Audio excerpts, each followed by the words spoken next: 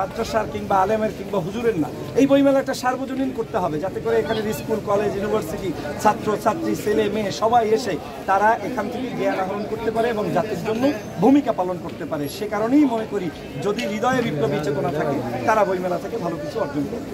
সত্য, ন্যায় ও ইনসাফের যে বাংলাদেশ সত্য, ন্যায়, ইনসাফ এটা কায়েম করতে হলে ইসলামী কার্যক্রম পরিচালনা করতে হলে এবং এই ইসলামী বইমেলাগুলোতে আসলে সেখান থেকে আপনার ওই ইনসাফের কথাগুলো, সত্যের কথাগুলো, ন্যায়ের কথাগুলো আপনি জানতে পারবেন।